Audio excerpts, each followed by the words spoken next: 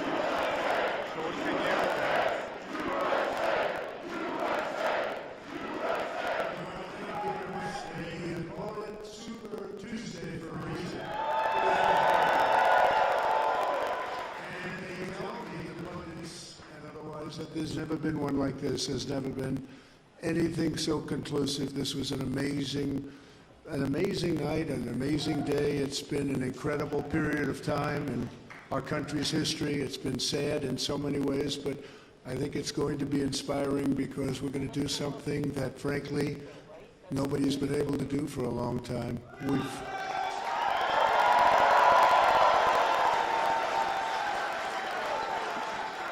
We've watched our country take a great beating over the last 3 years, and nobody thought a thing like this would be possible.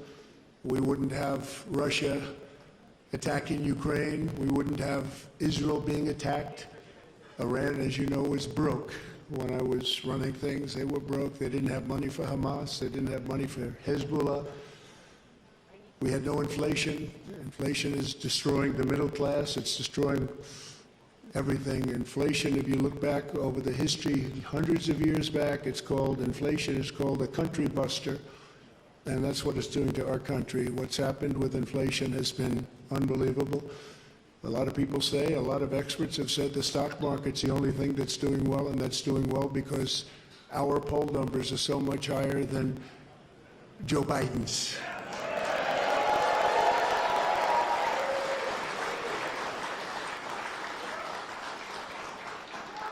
He's the worst president in the history of our country. There's never been anything like what's happening to our country. Today it was announced that 325,000 people were flown in from parts unknown. Migrants were flown in, airplane, not going through borders, not going through that great Texas barrier that I was with the governor of Texas, Greg Abbott, the other day, and we were looking at the job they're doing. But in the meantime, they're pouring into California, they're pouring into Arizona, because those governors aren't doing anything. They're doing nothing. But today it was just announced before I came out, it was It's unbelievable. I said, that must be a mistake. They flew 325,000 migrants, flew them in over the borders, into our country. So that really tells you where they're coming from. They want open borders, and open borders are going to destroy our country. We need borders, and we need free and fair elections, or we don't have a country. This is an incredible group of people. So many celebrities that I'm not going to introduce any because I'm just going to get myself in trouble if I do that, because I'll leave out most of you. But this is a room chock full of incredible, talented people, like some of the guys standing right in front of me, right? Big futures, big, fat, beautiful futures. Oh, I'd love to be your age. I'd pay you a lot of money to be your age. But we have some tremendously talented people in this room, including tremendously talented political people that have helped me right from the beginning. We had the safest border in the history of our country. We built 571 miles of wall. We had Mexico supply us with 28,000 soldiers because we wanted them, that's why. And they said, we won't do that. I said, yes, you will, you will. And in the end, they did. It was an easy negotiation, but we had the safest border, the best numbers we've ever had, and now we have the worst numbers probably in the history of the world. It's sad to see what's happening to our cities. Our cities are being overrun with migrant crime, and that's Biden migrant crime. But it's a new category of crime, and it's violent, where they'll stand in the middle of a street and have fistfights with police officers, and if they did that in their countries from where they came, they'd be killed instantly. They wouldn't do that. So the world is laughing at us. The world is taking advantage of us. 3 years ago, we were at a level, we were energy independent. We were going to be very shortly energy dominant, and today we're getting oil from Venezuela. Can you believe it? And we're doing numbers on that oil. You know what we're doing? We're refining the oil. We have our refinery for that oil. It's really, I call it tar. It's not oil. It's terrible. We have real stuff. But we're refining it in Houston. So for all of the environmentalists, you ought to look at that, because all of that tar is going right up into the atmosphere. You just ought to take a look. It's the only plant that can do it. We have the only plants that can take tar and make it into oil, and that's what it is. It's a shame. But we were energy independent. We were going to be energy dominant. We were going to be supplying oil to Europe, all over the world. And then a tragic thing happened during the election. It was a tragedy, because you wouldn't have, think of it, all of the problems that you have today, I don't think you would have had any of them. You'd only have success. And that's what's ultimately going to unify this country and unify this party. We have a great Republican Party with tremendous talent.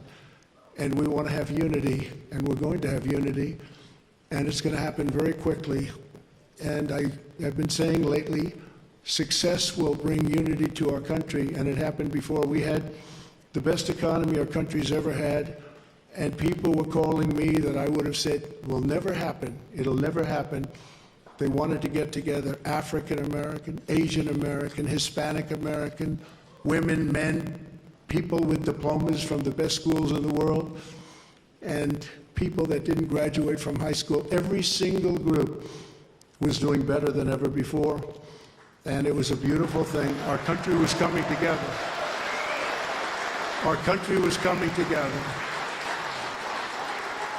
And now we have a very divided country. We have a country that a political person uses weaponization against his political opponent. Never happened here. It happens in other countries, but they're third world countries. And in some ways, we're a third world country. We're a third world country at our borders, and we're a third world country at our elections. And we have to stop that. We need a fair and free press. The press has not been fair, nor has it been free, but maybe someday they will be. They're being beaten up pretty badly. People aren't trusting them. They're not believing them. And really, it's a very important factor. The press used to be the policeman. It used to police our country.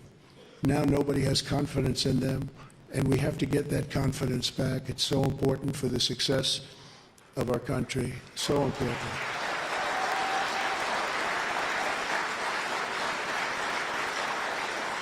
So This has been a day that we've been waiting for. I want to thank my family for being here. It's a great family. I have a great family.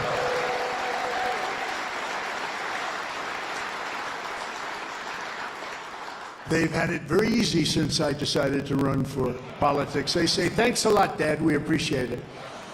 But they're strong and they're very capable people, and they love the country. They really do love the country, and we appreciate it. And I want to thank everybody at my staff. Susie, Chris, incredible job. Incredible job you're doing.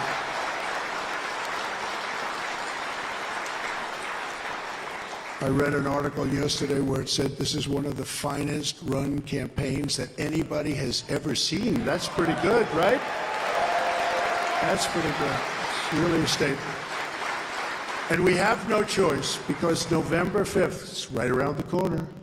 November 5th is going to go down as the single most important day in the history of our country.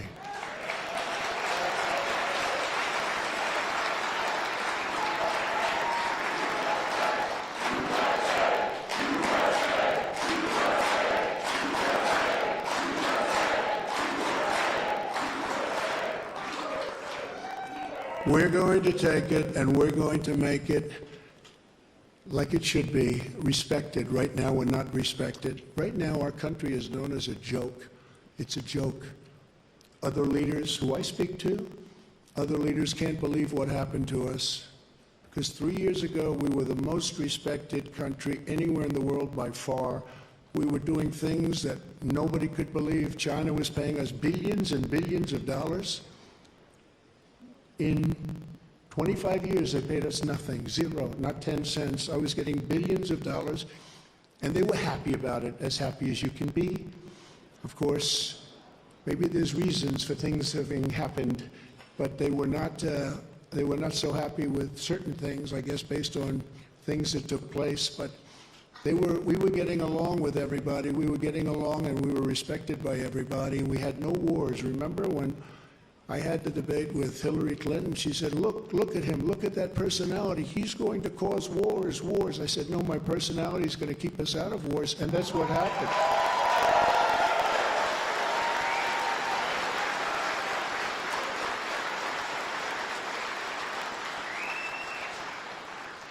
For 20 years, they were fighting ISIS. I defeated ISIS in 4 weeks. I got rid of ISIS 100%. 100% of the ISIS caliphate. And we had no wars, and we stopped the wars. We weren't getting along with a lot of countries. All of a sudden, North Korea, which is a serious nuclear power, but North Korea came along. Kim Jong-un, we got along very well. We got along very well with China until COVID. That was a little bit too much, as far as I was concerned. That was too much. Couldn't take that one. But we made a trade deal with China that I don't even talk about. $50 billion a year in product they bought from our farmers, our manufacturers. They used to buy 10. I got 50, and it was great. But COVID, I don't even talk about that because COVID was such a horrible thing. It started in the Wuhan labs, just as I said, the Wuhan labs. And it came out, I believe, through incompetence. I believe it was incompetence. Some people think it wasn't, but I believe it was. But regardless, it caused $60 trillion worth of damage and death all over the world, all over the world. And we did a fantastic job on that. We never got credit for that. Unbelievable job on that. We came up with things that nobody thought was possible. Don't forget, when it came in, nobody had an idea what it was. They didn't even use the word pandemic. Nobody had an idea. But we did a fantastic job.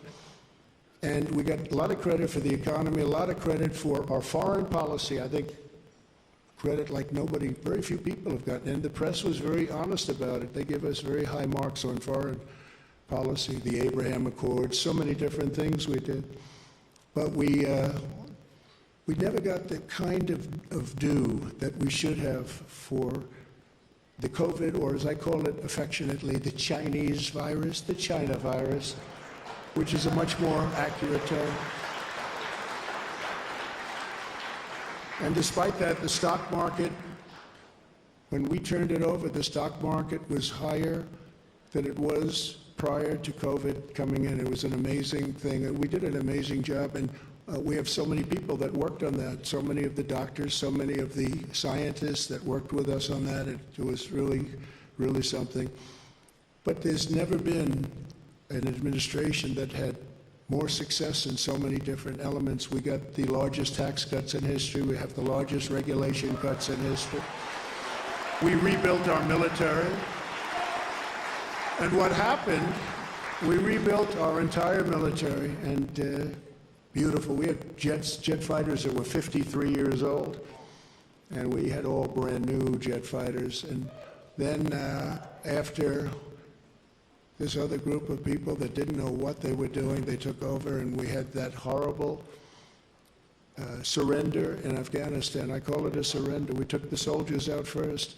You know, I dealt with the leaders of the Taliban in Afghanistan. They were the ones that were causing the trouble. The press was very angry because they said, "Why are you calling them?" I said, "Because that's where the problem is." I say oftentimes, they asked Jesse James, "Jesse, why do you rob banks?" He said, "Because that's where the money is."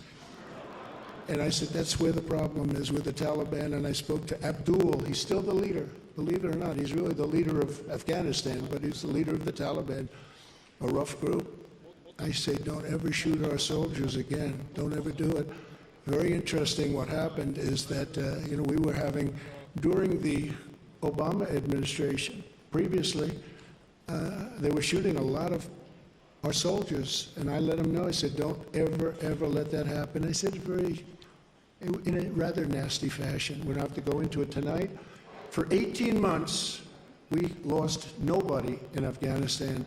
And then we had that horrible, horrible withdrawal where we lost 13 soldiers, 38 horribly wounded, left Americans behind. You know, we have Americans right now still behind. Call them hostages if you like. It was a terrible moment. We left $85 billion worth of brand new, beautiful equipment behind, jets and tanks and everything you could think of, goggles, night goggles. They didn't used to fight. They're good fighters. They didn't used to fight at night, but now they do because they have goggles. They have better goggles than we have. So I just want to tell you that led to a lot of bad things, and now the worst things are happening. The things that are happening now are unthinkable, and they're unthinkable at the border. We have millions of people invading our country. This is an invasion. This is the worst invasion probably. We've never had anything like it. No country has ever had anything like it. The number today could be 15 million people. And they're coming from rough places and dangerous places. And we had that shut down. We had everything going so beautifully. When Joe Biden goes to the beach, because somebody on his staff thinks he looks very good in a bathing suit, until he can't get his feet out of the sand or lift the chair, which weighs about 9 ounces. Joe Biden, if he would have just left everything alone, he could have gone to the beach. He would have had a tremendous success at the border and elsewhere. So we're going to take back our country. We're going to make sure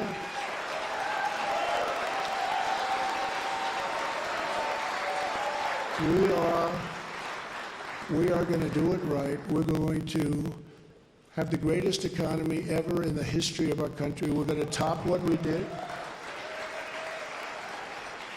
We're going to become an energy center of the world. We were ready to become energy dominant, and they stopped that. They stopped that. But we're going to become energy dominant. We're going to pay off debt.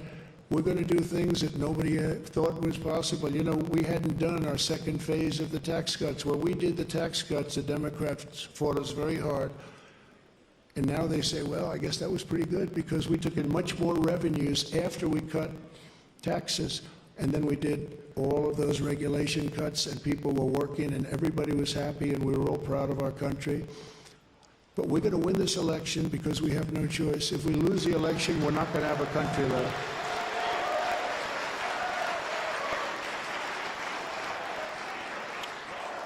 And we're going to do something. Thank you very much. We love you too. And we love our country. And we can't let this magnificent, some people call it an experiment. I don't call it an experiment. I just say this is a magnificent place, a magnificent country, and it's so sad to see how far it's come and gone. When you look at the depths of where it's gone, we can't let that happen. We're going to straighten it out. We're going to close our borders. We're going to drill, baby, drill. We're going to get the inflation down. And we are going to make our country greater than ever before. And we're going to do it quickly. We're going to do it quickly. It's going to go fast. We have to get the criminals out. We have many, many criminals that have entered our country. We have people coming in from such bad places, and we're going to have to get them out. We have murderers that are being deposited into our country. We have drug dealers at the biggest and highest levels. They're coming into our country. We have people coming into our country that just shouldn't be here. But many, and I say many, large percentages, they come in through the caravans. They come in many different ways. Now we find out again, they come in through airplanes. We send them in. This is crazy. But they come into our country, we're going to stop them. We're going to close our borders. We're going to have to deport a lot of people, a lot of bad people, because our countries can't live like this. Our cities are choking to death. Our states are dying. And frankly, our country is dying. And we're going to make America great again, greater than ever before. Thank you very much. It's been a big night. Thank you very much. Thank you.